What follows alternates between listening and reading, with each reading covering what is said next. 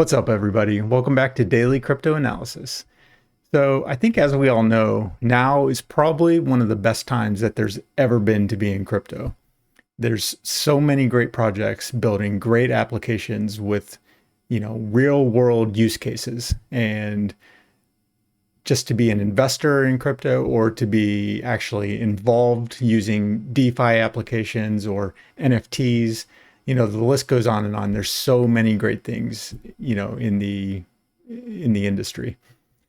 Nonetheless, it seems like, the big players, the banks, the governments, the news outlets just have a never-ending stream of FUD for us. And tonight we're going to go over one of these articles and just point out some, inconsistencies and hilarious things in the article that, if you've been around crypto for any time at all, you can just see right through it. So this article is in Markets Insider, and it states that Ether should be 55% lower than its current price is. And, that's partially due to the fact that it's facing tough competition from Solana and other blockchains, Cardano, Polkadot. And this is all according to a JP Morgan strategist. And that's a reasonable declaration that Solana, Cardano, Polkadot, these blockchains are, bringing competition to Ethereum, which, let's face it, has essentially had almost a monopoly up to this point. So let's take a little deeper dive and see what they have to say here. So Ether's fair value is around $1,500 based on measures of network activity. That's roughly 55% lower than Friday's price. So, we're at around 3,500, so 55%. So Nikolaus, and I'm not even going to attempt that name, said Ethereum is facing growing smart contract competition from other blockchains. Okay, reasonable. So Ether's fair value is around $1,500 based on measures of network activity, a JP Morgan global market strategist has said. So according to that strategist, the Ethereum network is less attractive than the current price of Ether suggests, as it's facing growing competition from Solana and Cardano. So the analyst, who has become JP Morgan's crypto expert, said he and his team have looked at various measures of activity on the Ethereum network to try and find a fair value for the token. So, first of all, this made me question, okay, is this true? Is this guy really JP Morgan's crypto expert? And, it does seem, at minimum, he's the guy out there doing, all the interviews with your Wall Street journals, Business Insider. Basically, he's the guy that they put on TV and to do the big time interviews. So, it made me decide to go look around and see, well, what else has this guy said? So I found this article on June 24th, and pay attention to the date here because this is interesting. Bitcoin FUD and THUD. So on Wednesday, JP Morgan strategist Nikolaus, and again, that name I'm not going to attempt, waded through the noise of China bans and Elon tweets and concluded that Bitcoin's real problem is fund flows. Specifically, they're flowing out, not in. Okay? Now, recall June 24. Well, let's go look at Bitcoin's chart on June 24. So Bitcoin had just started a trend up from, where we hit our bottom at around 29,000. And, you wouldn't be able to tell on this day necessarily that there was massive accumulation. We'd had a few green days in a row in the past. Here we had one, and that didn't lead to, any price recovery. So here, you have this guy out here doing interviews with the Wall Street Journal, basically fudding Bitcoin, right? And yet, on that same day, Bitcoin is building up into its run, which sends it, basically what we had almost two straight 2 straight weeks of just nothing but up with, 4 days in between of down. And that sent us all the way above the 20-week moving average, which is traditionally the line we use as a measure to determine whether we're in a bull market or not. So it makes you wonder, who's this guy out here saying that, Bitcoin's problem is fund flows. Specifically, they're flowing out and not in. And what might his motivation for that be? Is it possible that his motivation is, out here purposely FUDing Bitcoin in order to keep the price down so that they can acquire it at these cheaper prices without the public catching on? I mean, guys, this is an interview with JP Morgan's lead Bitcoin analyst with the Wall Street Journal on the same day that Bitcoin is going on its run. I mean, it's almost so blatant that it's almost laughable. So the article goes on. Well, why aren't they buying the dip? Goldman Sachs has an answer for that. And this is hilarious. The firm released an in-depth report over the weekend that concluded Bitcoin as an asset class didn't add any appreciable value to its clients' portfolios. I'm going to say that again. Bitcoin as an asset class didn't add any appreciable value to its client portfolios. It goes on. Bitcoin does not, the firm said, provide a cash flow. Okay. It doesn't have earnings. Fine. It's not a reliable diversification play. And it certainly doesn't dampen volatility. I can agree with those points. It's definitely volatile. If you consider going up multiple thousands of % in a year volatile, yes, it's very volatile. Followed by, and this just takes the cake, guys. Worst of all, for the diamond handset. Yes, the diamond handset. These guys are, the guys who have been holding Bitcoin for years. These guys are just, crying in their piles of money. Worst of all, for the diamond handset. Goldman said equities or bonds are a better store of value and inflation hedge than Bitcoin.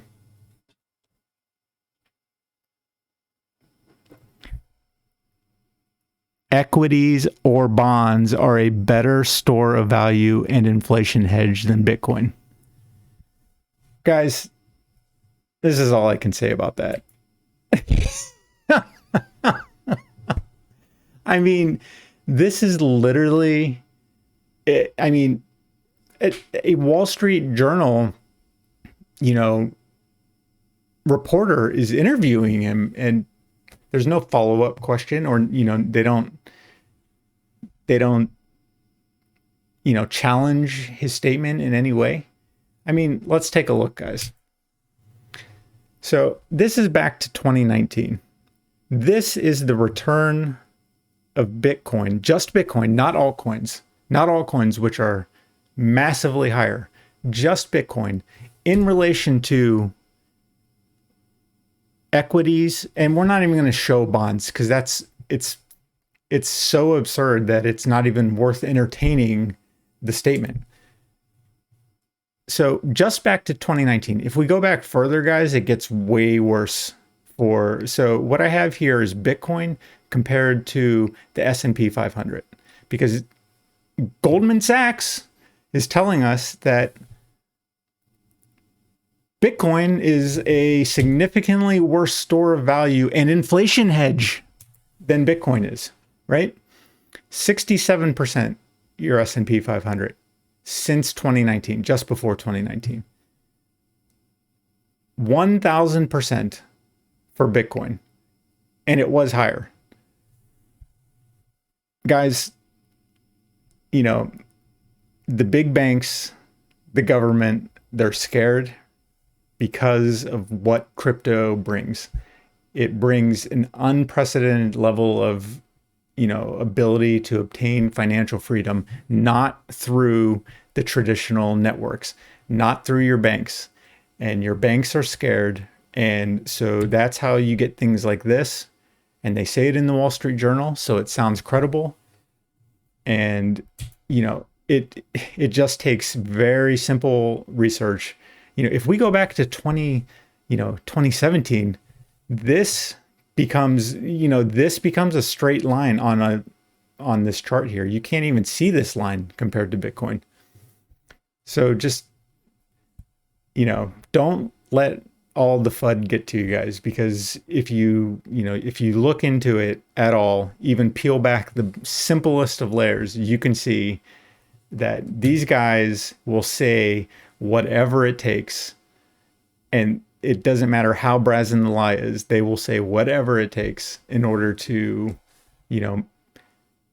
fool, attempting to, I don't know who they're trying to fool. Maybe they're trying to fool the general public who's not yet invested into crypto or hasn't seen what DeFi can provide. So just to go back to the original article, the guy talks about looking at the hash rate and the number of unique addresses to try and understand the value of Ethereum. And apparently these guys are struggling to find a value above 1,500. So, and remember, this is the same guy who just told us that Bitcoin doesn't have any cash flowing in on the same day that Bitcoin, is making its run back above the 20-week SMA and, back into the bull run that we're in now. So he says the current price is expressing an exponential increase in usage and traffic that might not materialize. I mean, again, the traffic is there and it's consistently increasing for Ethereum. So, for this guy to say this, and especially when you look at relatively what a small number of people are in crypto now, you guys, you're on the ground floor. If you're in crypto now, you are on the ground floor. Yeah, sure, it's been around for 10 years, but if you look as a percentage of people that are actually using crypto, actually using DeFi, it's such a small percentage so far because people don't know about it. And that's why you have things like this, people saying whatever it takes. Whatever it takes. So with that said, guys, let's take a look, at some real information now. Now that we're through the FUD for the night, we're going to look at Bitcoin after a golden cross and what has the price of Ethereum done following a golden cross in the 1 year time frame following the Bitcoin golden cross. Because as we know, Bitcoin overall is the market driver. So what we have here on the top is the Bitcoin price percentage wise. So this is the increase in percentage of Bitcoin with relation to the the Ethereum increase in percentage. So, and we're going to look at each golden cross that has occurred since the existence of Ethereum. So this one is actually almost right after Ethereum first basically hit exchanges. And we happen to have a Bitcoin golden cross. So, the Ethereum release was sort of a fortuitous release in that it happened right as we were basically, building that momentum to go on a massive bull run. And, as we know, 2015, 2016, all through 2017, that was basically one big bull run. And Ethereum happened to come out right at around that time. So as Bitcoin made its golden cross on 10/17/2015, you can see, as we stated in multiple golden cross videos so far, the golden cross itself isn't a short-term indicator. It's a indicator that market sentiment is changing, that it's improving, and that something big is coming. It doesn't have to be, within the first few months, but it's definitely coming. And you can see right here, with Bitcoin, we kind of 50% gain, but, no one's calling home about 50%. We move out for about a year and a half. And as Bitcoin is, moving sideways, essentially, Ethereum, after about 75 days following the Golden Cross, just explodes. But let's keep in mind, at least for this Golden Cross in particular, Ethereum is still new, very new and exciting. So, as we all know in crypto, whenever something's new and exciting, especially as it has a smaller market cap, it can go on these, just exceptional runs. And that's sort of what we see here. So Bitcoin hits its golden cross, Ethereum about 75 days later just starts, exploding. And you can see relative to Bitcoin in a 1 year time frame, Ethereum ended up at about 1200%, where Bitcoin ended at about maybe 125%. So then let's take a look at the next golden cross. And because these percentages were so vastly different, it didn't really make sense to put them on one chart. So I, lined them up by day. But from here on out, we'll actually look at them together on the same chart. So here's our next Bitcoin golden cross. And again, we're looking at a 1 year time frame here, guys. So you can see that Bitcoin hits its golden cross on 4/23/2019. And if you remember, this is actually, we could take a look here real quick. 4/23/19 is right here. We were making that first attempt. We're coming off that long downtrend, guys. And we make that first attempt. So up here is Bitcoin, down here is Ethereum. We make that first attempt at, going back on a bull run after basically, a year, just, a year and a half of just nothing but down after the 2017 run. So, we're making that attempt to go up. Bitcoin is in orange. It makes a nice run up. It actually outperforms Ethereum during this time span. And you can see, here, Ethereum made a little run, but for the most part, Bitcoin made a much more significant run during this time, going from approximately, right at around 5,000 all the way up to 1,200 before, we tested that 20 week and were not able to hold it. And, I think this is key and something we'll come back to. So you see during this, again, golden cross for Bitcoin, they have not been short term. And, when I say short term, I'm thinking, anywhere from 3 to 6 months. They haven't been great indicators of a short term run. Here we did happen to get a run, but it was quickly rejected. And then, it was back down because we just needed more time after that just amazing run that we had in, all through 2017, 2016, basically. So that'll take us to our third. And again, now we're about to get kicked off on, the current streak that we're on, right? February 2019, you can see Bitcoin outperforms Ethereum significantly.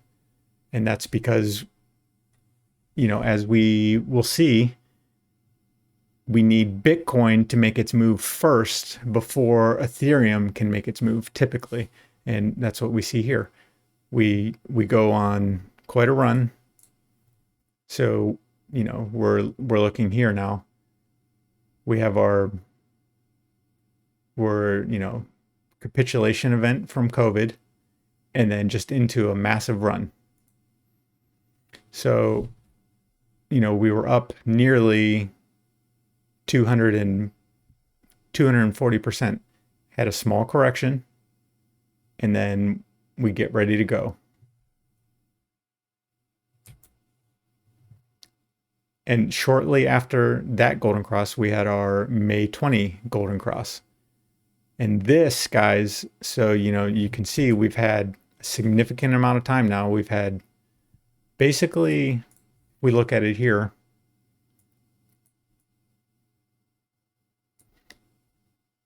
we came down from 2017, came down, we got above the 20-week moving average with Bitcoin, we tested the 20-week after going above, and we're not able to hold. And so you can see these line up.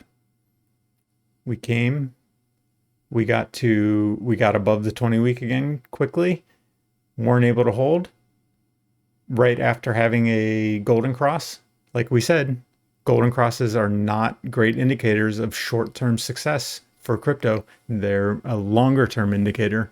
You can see here's our COVID capitulation, followed by a very rapid ascent. We come back above the 20-week, and here we go with Bitcoin.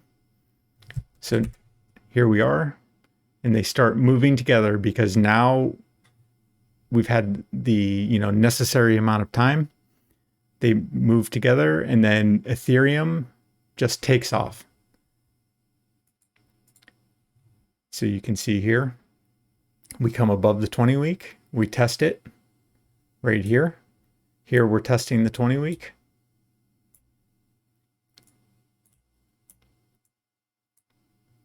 And once we test, and this is how it goes, guys. Once we test the 20-week and are able to hold it as support, which we did here back in September and October, then we're off to the races. So, as you can see, very, very similar to 2017. Once Bitcoin takes off and hits a peak, right? That's when Ethereum can then go off on another massive run. So anytime Bitcoin hits a peak and then has a little correction, that money floods, that profit floods out of Bitcoin. Here we're coming out of Bitcoin and then going into Ethereum. Right here, look at this, guys. On April 15th, right around when Bitcoin hit its peak, it comes down over the next, 10 days? And then what does Ethereum do? It goes from 2,300 up to 4,300, right? So it's very consistent, guys. We need Bitcoin above its 20-week, which it is now. We just had a golden cross, but as we know, a golden cross doesn't necessarily indicate anything in the short term. It has almost, no indicative power in the short term. What it does predict is in the medium to long term, a year or so, 6 months to a year, we do expect big things for both Bitcoin and Ethereum as long as we hold above this 20-week moving average. This is going to be our line in the sand right here, guys. If we can do that, then, I expect Ethereum not to be worth $1,500 like the JP Morgan analyst suggests. That's for sure.